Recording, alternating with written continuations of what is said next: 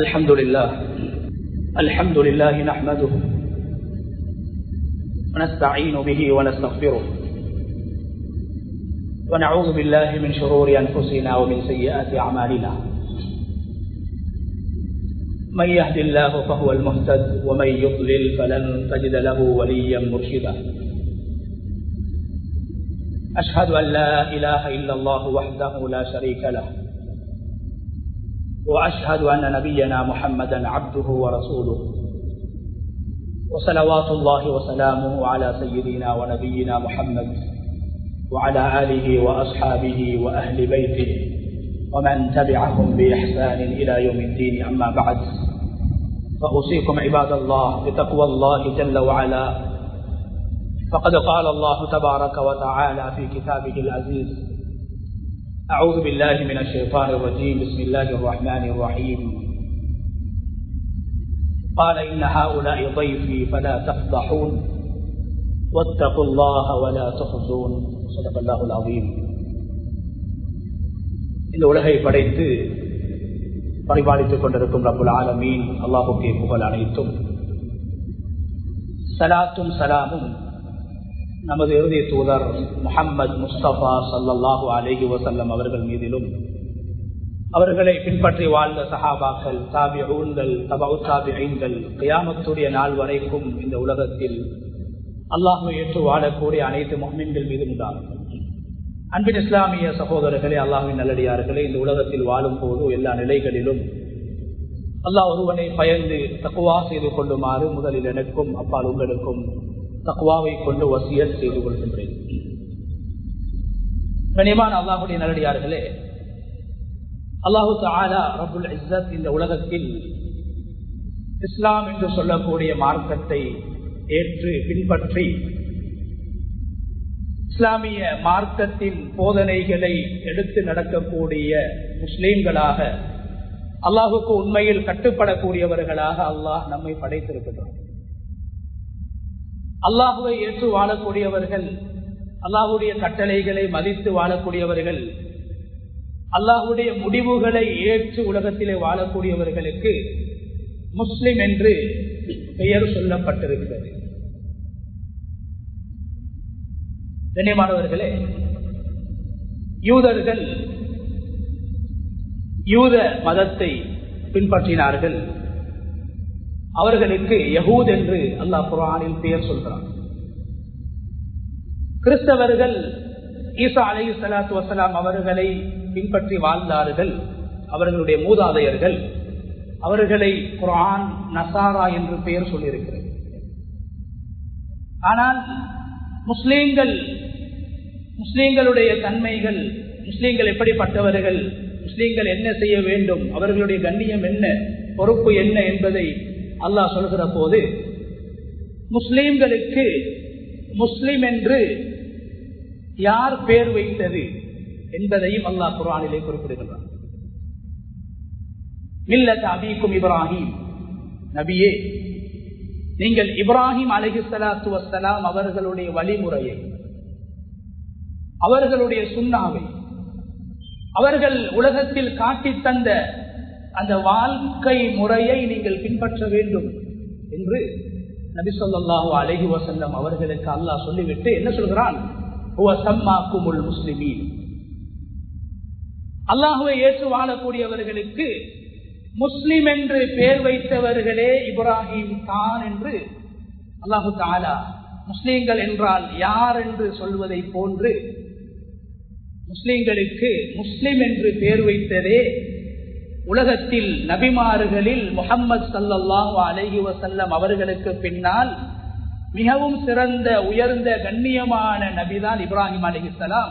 அந்த இப்ராஹிம் அலைஹிஸ்ஸலாம் அவர்கள் நீங்கள் பின்பற்றக்கூடிய மார்க்கம் உண்மையான மார்க்கம், அழகான மார்க்கம், பூர்த்தியான மார்க்கம், அந்த மார்க்கத்துக்கு இஸ்லாம் என்றும் அதை பின்பற்றக்கூடியவர்களுக்கு முஸ்லிம் என்றும் இப்ராஹிம் பெயர் வைத்திருக்கிறார் என்று அல்லாஹ் பெருமையாக குர்ஆனிலே பேசுகிறார்.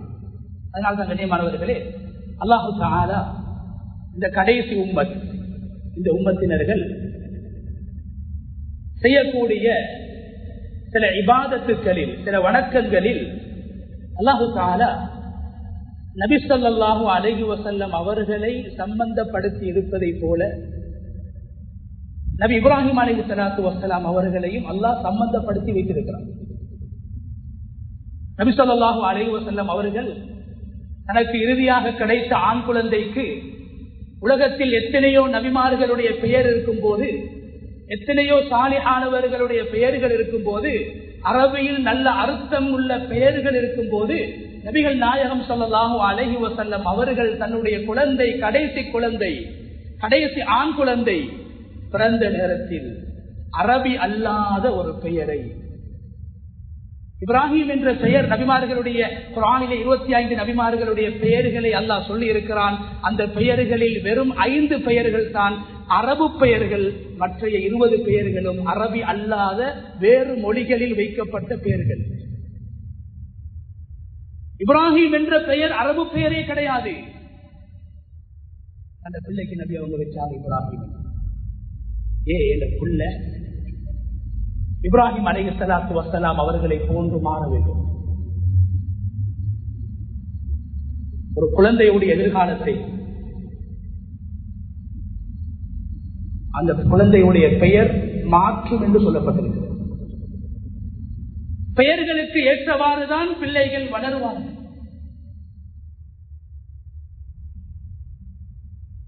சில பெயர்கள் சில பிள்ளைகளை மடையர்களாக மாற்றிருக்கிறது. சில பெற்றோர்கள் பிள்ளைகளுக்கு வைக்கக்கூடிய பெயர்கள் அந்த பிள்ளைகளை பாவிகளாக மாற்றிருக்குது. உமர் ரலியல்லாஹு அன்ஹு அவங்களிடத்துல ஒரு மனிதன் வந்து சொல்றாரு, கலீஃபா அவர்களே, இந்த மகன் எனக்கு அடிக்கிறார், இந்த மகன் எனக்கு அடிக்கிறார், மகன் வந்து என் வாப்பா எனக்கு அடிக்கிறார். அதாவது மகன் வந்து வாப்பா வந்து சொல்றாரு, என் மகன் எனக்கு அடிக்கிறார். எவ்வளவு பெரிய பாவம்.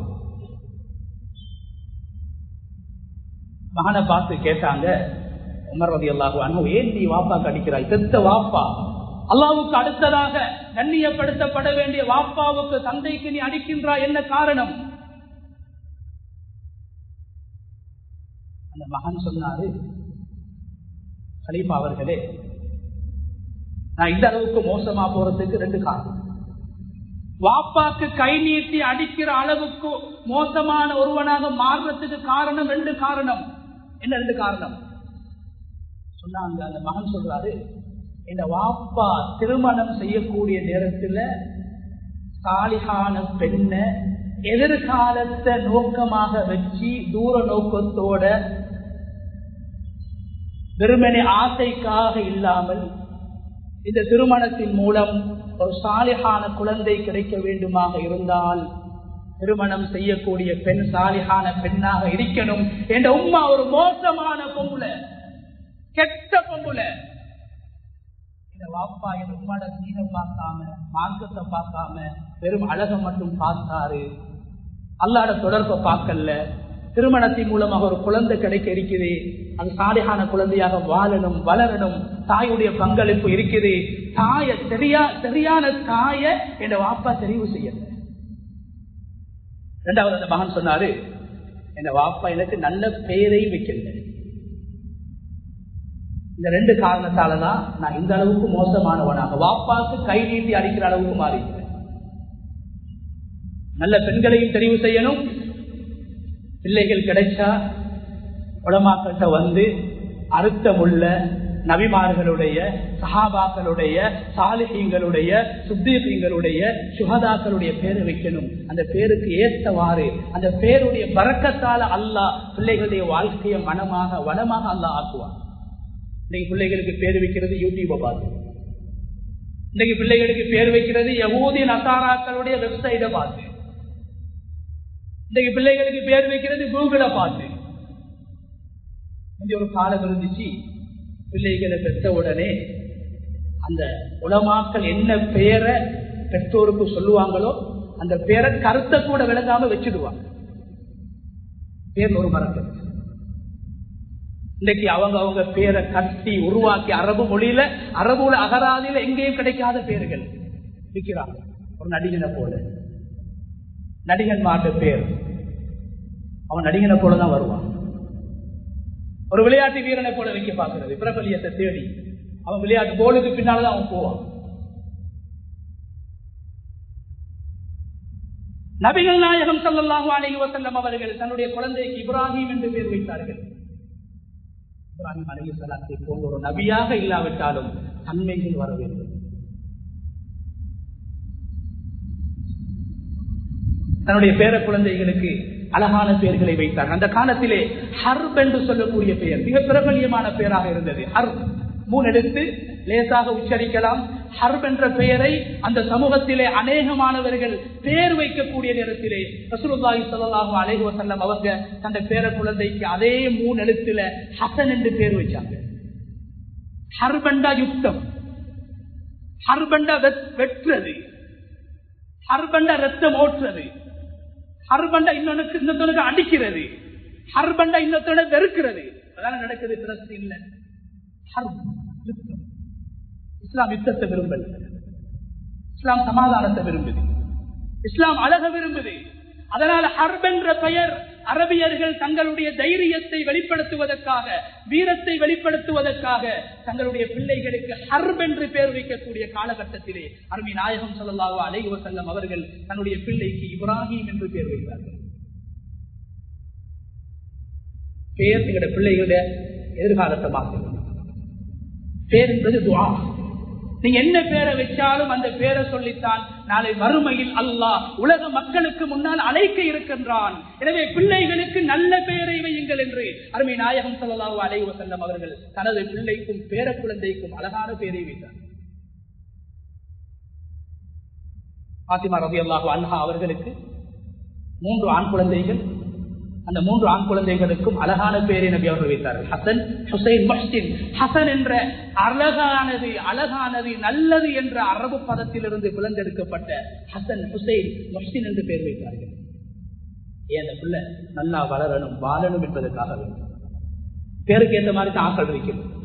கனிமானவர்களே, நபி ஸல்லல்லாஹு அலைஹி வஸல்லம் அவங்க ஒரு பிரயாணம் போறாங்க. போற நேரத்துல நபி அவங்களுக்கு பசி ஏற்படுது. சஹாபாக்களை பார்த்து சொன்னாங்க, எனக்கு யாராவது ஒட்டகத்துல பாலை கறந்துதாங்க, எனக்கு பசியாக இருக்குது. அப்போ ஒரு சஹாபி எழும்புறாரு, நபி அவங்களுக்கு கிதுமத் செய்யணும், நபி அவங்களுக்கு உபகாரம் செய்யணும். எழும்பி சொல்றாரு, யார ரசூலல்லாஹ், நான் பால் கறந்துதாரேன். நபி அவங்க கேட்டா, உங்களோட பேர் என்ன? சொன்னார் அந்த சஹாபி, யார ரசூலல்லாஹ், என் பேர் முர்ரா. நபி அவங்க சொன்னாங்க, முர்ரான்னு சொன்னா கசப்பு. முர்ரான்னு சொன்ன அரபுல அர்த்தம் கசப்பு. சொன்னாங்க, நீ வானவா பணியிரு. பால் கறக்கிறதுக்கு கூட நபி அவங்க மோசமான அர்த்தம் இல்லாத பேர் வைத்தவங்களை நியமிக்கிறது. முர்ராண்ட கசப்பு, கறக்கிற பாலும் கசப்பாயிடும், நீ உட்கார்ந்தா. இன்னொரு சஹாபி, யார சொல்ல, நான் கறக்கிறேன், உன்னோட பேர் என்ன? பேர் ஷிஹாப். அப்படி சொன்னாங்க, வானா வாப்பா, ஷிஹாப்னா நெருப்பு, பத்திரும், நீ உட்காரு. கசப்புமான நெருப்பும் வானா. 3வது ஒரு சஹாபி எழுதினாங்க, உன்னோட பேர் என்ன?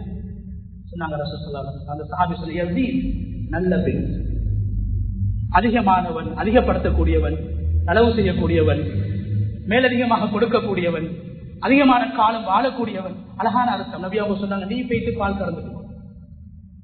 குழந்தைகளுக்கு நல்ல பேரை வைக்கணும் என்று நபி ஸல்லல்லாஹு அலைஹி வஸல்லம் அவங்க தந்த பிள்ளைக்கு இப்ராஹிம் என்று பேர் வச்சாங்க. முஸ்லீம் என்றால் பேர் நல்லா அறிக்கணும். வாய்க்குல வார பேர்கள், காதால கேட்கிற பேர்கள் அங்க வச்சிருக்கிறாங்க, அவன் வச்சிருக்கிறான் இருக்கிறதல்ல, அர்த்தமுள்ள பெயர்களை தெரிவு செய்ய வேண்டும். நல்லவர்களுடைய பெயரை தெரிவு செய்ய வேண்டும். இஸ்லாத்துடைய அடிப்படைகளில் ஒன்று. அதனால நபி ஸல்லல்லாஹு அலைஹி வஸல்லம் அவங்க அந்த பிள்ளைக்கு இப்ராஹிம் என்று வச்சாங்க. கனியமான அல்லாஹ்வுடைய நல்லடியார்களே, அல்லாஹு தஆலா இப்ராஹிம் அலைஹிஸ்ஸலாத்து வஸலாம் அவங்களோட மார்க்கத்தை, சுன்னாவை, அவங்களோட நடைமுறைகளை, வழிமுறைகளை அல்லாஹ் குர்ஆன்ல கண்ணியப்படுத்தி, உலகத்தில் ஆக உயர்ந்த வழிமுறை, ஆக கண்ணியமான வழிமுறை அது இப்ராஹிமுடைய வழிமுறை என்று சொன்னாங்க ஸல்லல்லாஹு அலைஹி வஸல்லம். குர்ஆன் சொல்லுது, உலகத்துல வாழ்ந்த ஒவ்வொரு நபிமார்களுக்கும் எதிரிகள் இருக்கிறார்கள். நபி ஸல்லல்லாஹு அலைஹி வஸல்லம் அவங்களையும் ஏற்கக்கூடிய ஒரு சமூகம் இருக்குது, இன்றைக்கும் இருக்கிறாங்க. எங்களுடைய உலகத்தில் இருக்கிறாங்க. முஸ்லிம்கள போர்வையில் இருக்கிறாங்க. நபியுடைய சுன்னாவை அர்த்தமாக பேசக்கூடிய மக்கள் இருக்கிறாங்க. பேர் முஸ்லிம், அல்லாஹ்வுடைய திருநாமங்கள் அவங்களுடைய பேர்களாக இருக்கும். ஆனால் நபி அவங்களுடைய சுன்னாவை விமர்சிக்கக்கூடியவங்களாக, நபி அவங்களுடைய நடைமுறைகளை அற்பமாக கருதக்கூடியவர்களாக, நபி அவர்களுடைய சுன்னாக்களை ஏளனமாக பேசக்கூடியவர்களாக இருப்பார்கள். கியாமத்துடைய நாள் வரைக்கும் இருப்பார்கள்.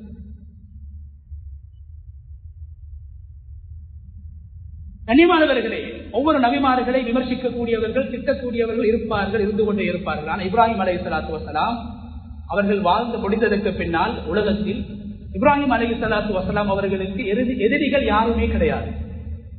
அவர்களை யாரும் திட்டவும் மாட்டார்கள், ஏசவும் மாட்டார்கள், விமர்சிக்கவும் மாட்டார்கள். அந்த அளவுக்கு இப்ராஹிம் அலைஹிஸ்ஸலாத்து வஸ்ஸலாம் அவர்கள் உயர்ந்தவர்கள். யூதர்கள் சொன்னார்கள், இப்ராஹிம் அலைஹிஸ்ஸலாம் எங்களை சார்ந்தவர், அவர் ஒரு யகூதி என்று யூதர்கள் சொன்னார்கள். அந்த அளவுக்கு இப்ராஹிம் அலைஹிஸ்ஸலாத்துடைய வாழ்க்கையில் அழகும் பெருமையும் இருக்கிறது, அழகும் கவர்ச்சியும் இருக்கிறது, முன்மாதிரி இருக்கிறது, அழகான ஒரு மார்க்கம், ஒரு சிறந்த ஒரு நபி. யூதர்கள் கல்லஞ்ச படைத்தவர்கள் சொன்னார்கள், இப்ராஹிம் ஒரு யகூதி. நசாராக்கள் சொன்னார்கள், இல்லை, அவர் எங்கட மார்க்கம், இப்ராஹிம் எங்கட மார்க்கம், அவர் எங்கடால். அல்லாஹ் குர்ஆன்ல சொல்றான், மா கான இப்ராஹீம் யஹூதியன் வலா நஸ்ரானியன் வலக்கின் கான ஹனீஃபன் முஸ்லிமா.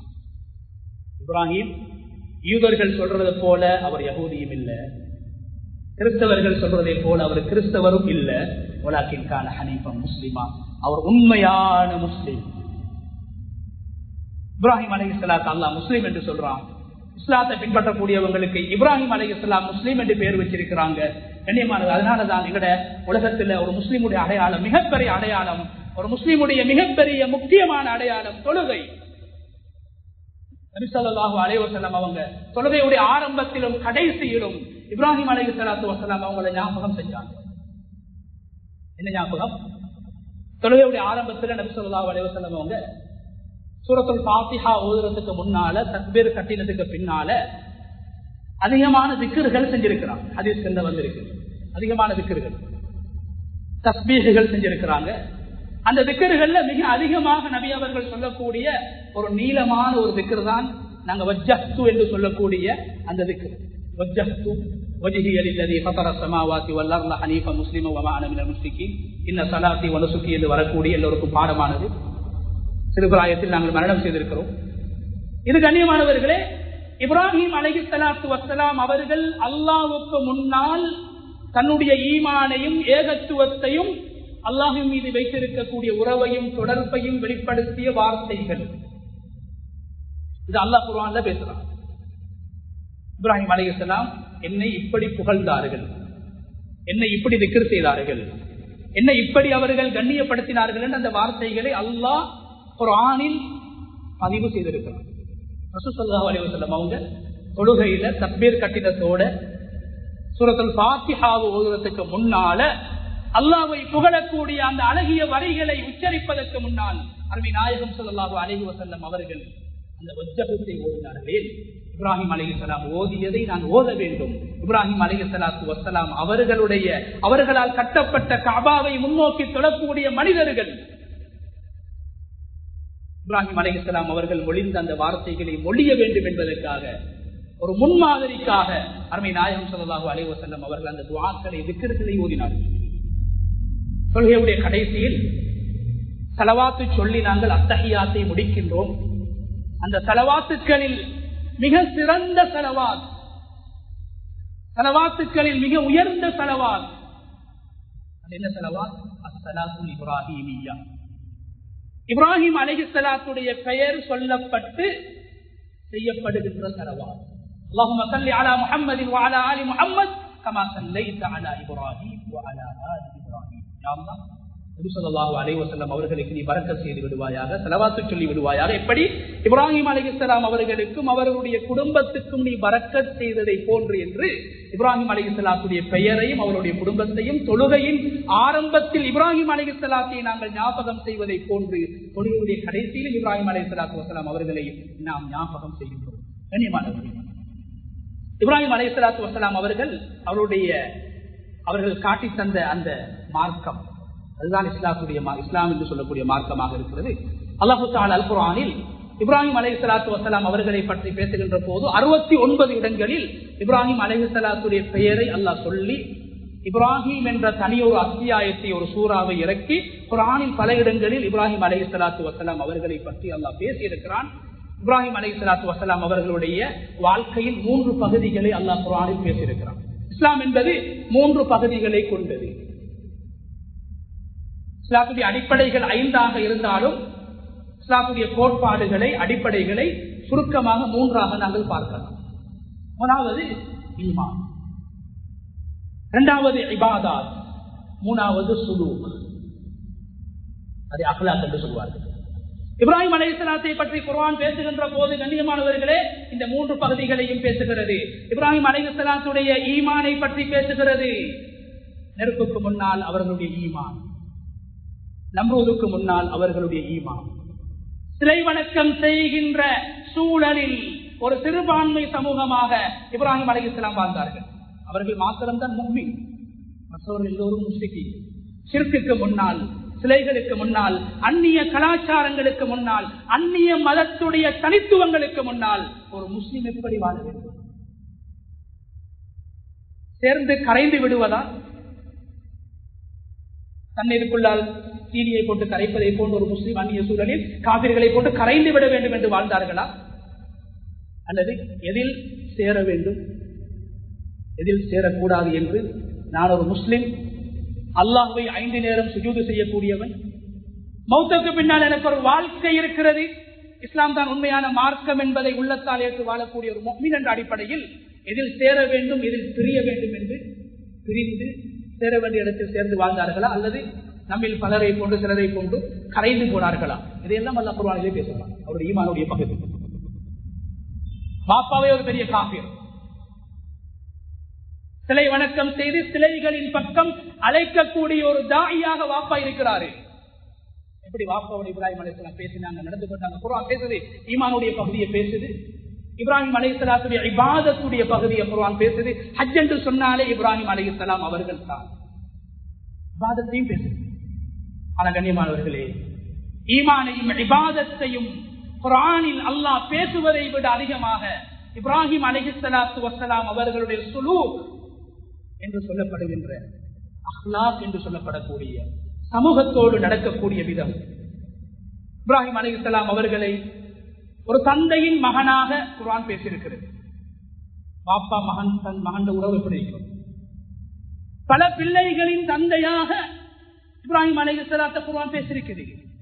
இப்ராஹிம் அலைஹிஸ்ஸலாத்துக்கு ஆரம்பத்தில் 85 வயசு வரைக்கும் குழந்தை பாக்கியம் கிடையாது. கடைசியில மௌத்தாகக்கூடிய நேரத்தில் குர்ஆன் பேசுது, வவஸ்ஸா பிஹா இப்ராஹீமு பனீஹி. இப்ராஹிம் அவருடைய ஆண் குழந்தைகளுக்கு, 2 குழந்தை என்று சொல்லவில்லை, பல ஆண் குழந்தைகளுக்கு மரணிக்குகின்ற போது புத்திமதி சொன்னார், வசியத்து செய்தார் என்று அல்லாஹ் பேசுகிறான். மரணிக்கும் போது இப்ராஹிம் அலைஹிஸ்ஸலாம் அவர்களுக்கு 13 ஆண் குழந்தைகள், 13 ஆண் குழந்தைகள்.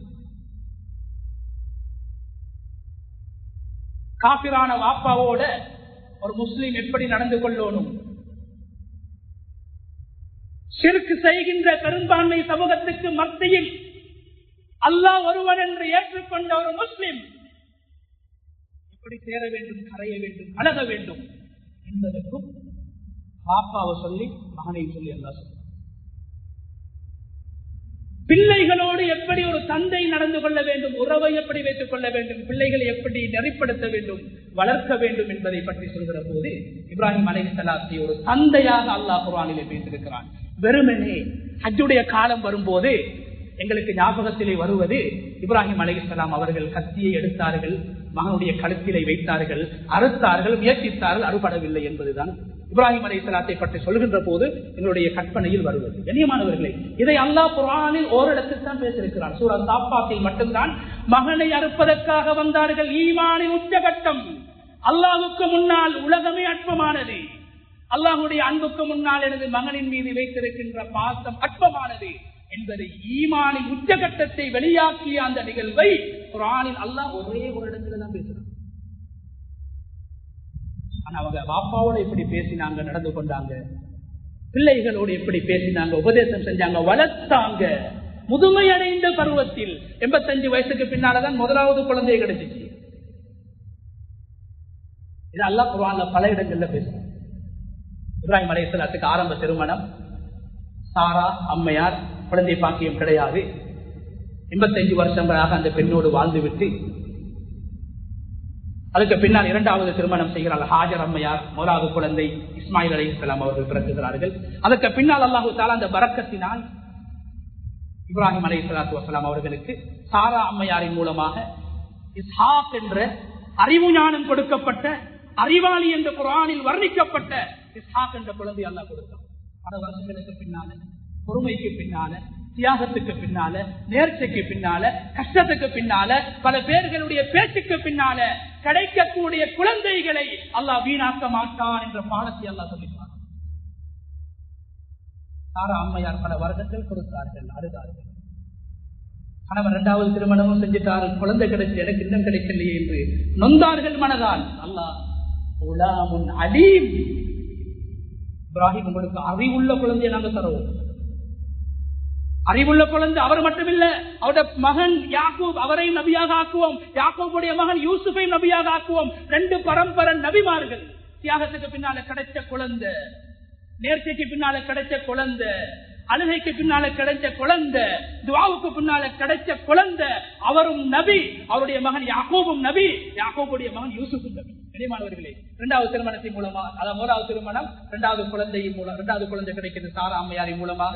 அதுக்கு பின்னால் இப்ராஹிம் அலைஹிஸ்ஸலாம் கன்சூர் என்று சொல்லக்கூடிய ஒரு பெண்ணை திருமணம் செய்றாங்க. அந்த பெண்ணுக்கு 6 ஆண் குழந்தைகள். அதுக்கு பின்னால் இப்ராஹிம் அலைஹிஸ்ஸலாம் ஹஜ்ஜூன் என்று சொல்லக்கூடிய ஒரு பெண்ணு, மக்கால பிரபலியமான ஒரு ஊர் இருக்குது, இடம் இருக்குது ஹஜ்ஜூன், அந்த தாயுடைய பெயர்ல ஹஜ்ஜூன் என்று சொல்லக்கூடிய ஒரு பெண்ணை திருமணம் செஞ்சாங்க. அந்த பெண்ணுக்கு அல்லாஹ் தஆலா 5 ஆண் குழந்தைகளை கொடுத்தான். மொத்தமாக இப்ராஹிம் அலைஹிஸ்ஸலாத்து வஸ்ஸலாம் அவர்களுக்கு 13 ஆண் குழந்தைகள். எப்படி குழந்தைகளை வளர்த்தார்கள் என்பதற்கு முன்மாதிரியாகவும் அல்லாஹ் இப்ராஹிம் அலைஹிஸ்ஸலாத்தை பேசுகிறான். பல மனைவிமார்களுக்கு கணவனாக, பல பிள்ளைகளுக்கு தந்தையாக, இஸ்லாத்துக்கு மாற்றமான கொள்கையில் இருக்கக்கூடிய தந்தைக்கு மகனாக எல்லாம் அல்லாஹு தஆலா வாழ்க்கையின் எல்லா துறைகளுக்கும் பெற்றோருக்கு வழிகாட்டலாக, பிள்ளைகளுக்கு வழிகாட்டலாக, கணவன்மார்களுக்கு வழிகாட்டலாக இப்ராஹிம் அலைஹிஸ்ஸலாத்துடைய பண்பாட்டுடைய பகுதி அல்லாஹ் பேசியிருக்கிறான். அதே நேரத்தில் கண்ணியமான அல்லாஹ்வுடைய நல்லடியார்களே, ஒரு முக்கியமான விடயத்தை சொல்லி முடித்துக் கொள்கிறேன். இப்ராஹிம் அலைஹிஸ்ஸலாத்து வஸ்ஸலாம் அவர்களுடைய அந்த அர்ப்பணத்தை, மகனை அறுத்து பலியிடுவதற்கு முன் வந்த நிகழ்வை ஓரிடத்திலே அல்லாஹ் பேசிவிட்டு அதே அல் குர்ஆனில் இப்ராஹிம் அலைஹிஸ்ஸலாத்து வஸ்ஸலாம் அவர்களுடைய வீட்டுக்கு மலக்குமார்கள் மனித ரூபத்தில் வந்த போது இப்ராஹிம் அலைஹிஸ்ஸலாம் அந்த மலக்குமார்களை மனிதர்கள் என்று நினைத்து எப்படி நடந்தார்கள், எப்படி கண்ணியப்படுத்தினார்கள் என்ற விடயத்தை அல்லாஹ் குர்ஆனில் 3 வித்தியாசமான சூறாக்களில் 3 இடங்களில் அல்லாஹ் பேசியிருக்கிறார். சூரா ஹூத், சூரா ஹிஜ்ர், சூரா அஸ்ஸாரியாத், இந்த 3 சூறாக்களிலும் ஒரே நிகழ்வை அல்லாஹ் பேசியிருக்கிறார். குர்ஆனில் அல்லாஹ் ஒரு விடயத்தை ஓரிடத்தில் தான் பேசுவான், ஆனா சில விடயங்களை 1-2 இடங்களில் பேசுவான். என்ன காரணம்? அந்த விடயத்துடைய முக்கியத்துவத்தை மனிதர்களுக்கு தெளிவுபடுத்துவதற்காக வேண்டி, விருந்தாளிகளோடு எப்படி நடந்து கொண்டார்கள் என்ற அந்த பண்பை, தன்மையை அல்லாஹு தஆலா அல் குர்ஆனில் 3 இடங்களிலே பேசியிருக்கின்றார். விருந்தோம்பல் என்பது சாதாரணமான ஒன்று கிடையாது. முஸ்லிம்களுடைய இரத்தத்தில் அது இருக்க வேண்டும். அரபிகளுடைய, அதாவது வாழ்க்கையிலே இஸ்லாம் வருவதற்கு முன்னால் ஜாஹிலியா காலத்திலே காணப்பட்ட 60க்கும் மேற்பட்ட நற்குணங்களை, பண்பாடுகளை இஸ்லாம் அங்கீகரித்தது. ஜாஹிலியா காலத்தில் எல்லா பண்புகளையும், எல்லா தன்மைகளையும் இஸ்லாம் நிராகரிக்கவில்லை. 60க்கும் மேற்பட்ட நற்குணங்களை இஸ்லாம் அங்கீகரித்திருக்கிறது. அதிலே முதன்மை வாய்ந்தது என்ன தெரியுமா? அவங்க எப்படிதான் கல் நெஞ்சம் படைத்தவர்களாக இருந்திருந்தாலும், சிலை வணக்கம் செய்திருந்தாலும், விருந்தோம்பலில் வீட்டுக்கு வரக்கூடிய விருந்தாளிகளை கண்ணியப்படுத்துற விஷயத்துல அரபிகளை மிகைக்கக்கூடியவர்கள் உலகத்தில் யாருமே கிடையாது. ஜாஹிலியா காலத்திலிருந்து காணப்பட்டிருக்கிறது. ஜாஹிலியா காலத்திலிருந்து விருந்தோம்பல் செய்யக்கூடிய தன்மை காணப்பட்டிருக்கிறது. ஏன்னா இப்ராஹிம் அலைஹிஸ்ஸலாத்து வஸ்ஸலாம் அவங்களோட சுன்னா, இப்ராஹிம் அலைஹிஸ்ஸலாம் ஒருபோதும் தனியே சாப்பிட மாட்டாங்க. பல தூரம் மைல்கள் நடந்து சென்று முசாஃபிர்களை, பிரயாணிகளை அழைத்துக் கொண்டு வந்துதான் அவர்கள் சாப்பிடுவார்கள். நபி அவங்க சொன்னாங்க, உலகத்தில் முதலாவது விருந்தோம்பல் செய்தவர்கள் இப்ராஹிம் அலைஹிஸ்ஸலாம். வீட்டுக்கு மலக்குமார்கள் வாராங்க, யாரென்று கூட தெரியாது. இப்ராஹிம் அலைஹிஸ்ஸலாத்தை பார்த்து சலாமா என்று சலாம் சொல்லுகிறாங்க. இப்ராஹிம் அலைஹிஸ்ஸலாம் சலாமுன் என்று பதில் சொல்றாங்க. சலாமாவுக்கும் சலாமுக்கும் என்ன வித்தியாசம் தெரியுமா? சலாமா என்றால் உங்களுக்கு இந்த நேரத்தில் இப்போது சாந்தி, சமாதானம், அல்லாஹ்வுடைய பாதுகாப்பு கிடைக்கட்டும். ஆனா இப்ராஹிம் அலைஹிஸ்ஸலாம் எப்படி பதில் சொன்னாங்க தெரியுமா? விருந்தாளிகள் சொல்றாங்க சலாமன், இப்ராஹிம் அலைஹிஸ்ஸலாம் சொன்னாங்க சலாமுன் அலைக்கும். சலாமா என்றா இப்ப உங்களுக்கு அல்லாஹ்வுடைய சாந்தி கிடைக்கட்டும். ஆனா இப்ராஹிம் அலைஹிஸ்ஸலாம் பதில் சொன்னாங்க எப்படி தெரியுமா? சலாமா, உங்களுக்கு இப்ப இல்ல, எப்போ நீங்க மௌத்து வரைக்கும் அல்லாஹ்வுடைய பாதுகாப்பு, நிம்மதி, சந்தோஷம் உங்களுக்கு கிடைக்கட்டும். மூணாவது பாடம் என்ன தெரியுமா? விருந்தாளிகள் யாராக இருந்தாலும் ஒருவர் எங்களுக்கு சலாம் சொன்னா அவர் சொல்லக்கூடிய சொன்ன சலாத்தை விட பதில நாங்கள் அழகாக சொல்லுவோம். அன்று இப்ராஹிம் அலைஹிஸ்ஸலாம் மலக்குமார்கள் சலாம் என்று சொல்லும் போது, சுருக்கமாக சலாம் சொல்லும் போது இப்ராஹிம் அலைஹிஸ்ஸலாம் அழகாக அவர்களுக்கு பதில் சொன்னார்கள். அல்லாஹ் அதை குர்ஆனிலே சொல்கிறான், உங்களுக்கு யாராவது சலாம் சொன்னா அவங்க சொல்லக்கூடிய வார்த்தையை விட அழகான வார்த்தைகளை நீங்க பதிலாக சொல்லுங்க. அது இப்ராஹிம் அலைஹிஸ்ஸலாத்துடைய சொன்னாங்க. அழகாக வரவேற்றாங்க. யார் என்று தெரியாது, புதியவர்கள், அறிமுகமற்றவர்கள். நீங்க யார் என்று வீட்டு வாசல்ல வச்சு கேட்கல. ஒரு விருந்தாளியோடு எப்படி பேசணும், பாப்பாவோட எப்படி பேசணும் அல்லாஹ் சொல்லி தரா இப்ராஹிம் அலைஹிஸ்ஸலாத்துடைய சம்பவத்தின் மூலமாக. பிள்ளைகளோட எப்படி பேசணும் இப்ராஹிம் அலைஹிஸ்ஸலாத்துடைய சம்பவத்தின் மூலமாக அல்லாஹ் சொல்லி தரான். உங்களுடைய வீட்டுக்கு வர விருந்தாளிகள் யாராக இருந்தாலும் மனிதர்கள், வைஃபு இப்ராஹிம் அல் முக்ரமூன், குர்ஆன் சொல்லுது அது இப்ராஹிம் உடைய கண்ணியமான விருந்தாளிகள்.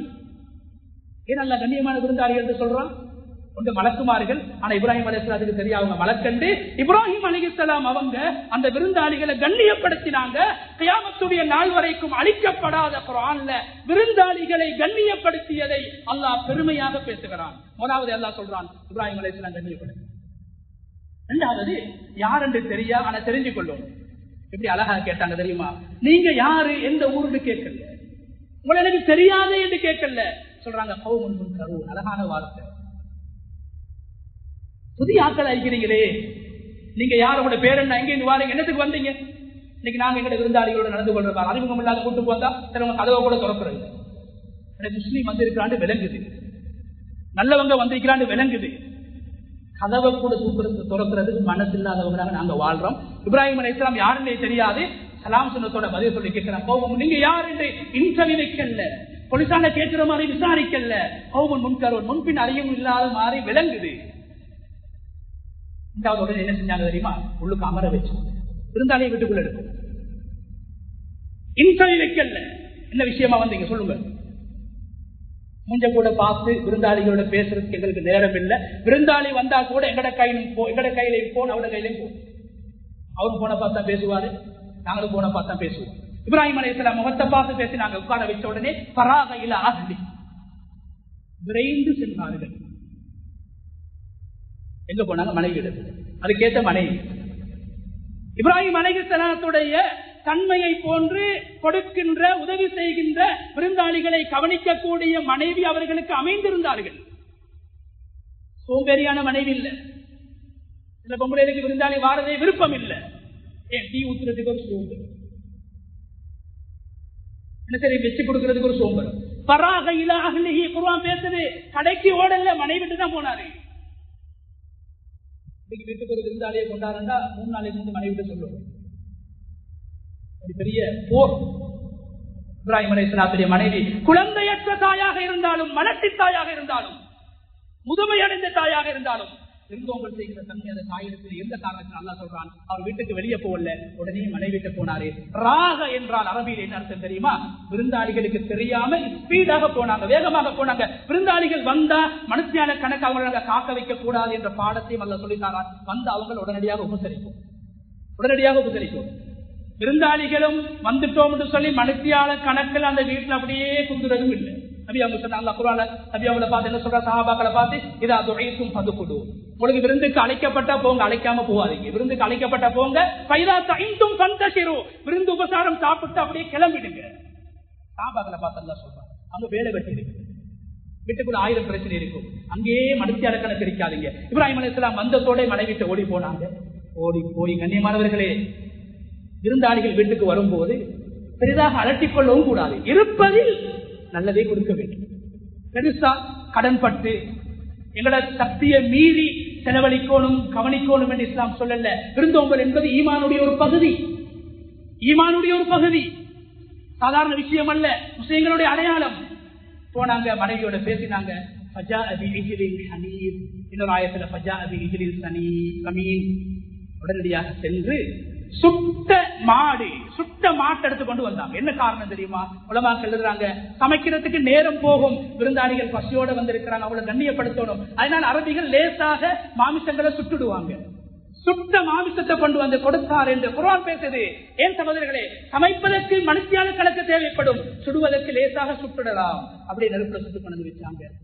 அவசரமாக விருந்தாளின் வீட்டுக்கு வந்து அவளை கவனிக்கணும், மதத்தோட தண்ணியை கொடுக்கணும், எது இருக்கிறது நல்லதை கொடுக்கணும் என்ற பாடத்தை இப்ராஹிம் அலைஹிஸ்ஸலாத்துடைய சம்பவத்தின் மூலம் அல்லாஹ் இலையும் விருந்தாளி எங்க இருக்கிறாரோ அவர்கிட்ட கொண்டு போய் சாப்பாடு கொடுக்கணும். இதுதான் மனுஷ பண்பு, இதுதான் இஸ்லாம் காட்டக்கூடிய பண்பு. சாப்பாடு இருக்கிற இடத்துக்கு விருந்தாளி வாரல்ல, விருந்தாளி எந்த இடத்துல அமர்ந்திருக்கிறாரோ அவரிடத்துல கொண்டு போயிட்டு கொடுக்கிறது தான் குர்ஆன் சொல்லக்கூடிய பண்பு. ஃபகர்ரபஹு இலைஹிம், சாப்பாடை வச்சுட்டு வாங்க வாங்கன்னு கூப்பிடல இப்ராஹிம், மாறாக அந்த மலக்குமார்கள் அமர்ந்த இடத்திலே சென்று அவர்களுக்கு பக்கத்திலே சாப்பாட்டை வைத்தார்கள். அடுத்த ஒழுக்கம் என்ன?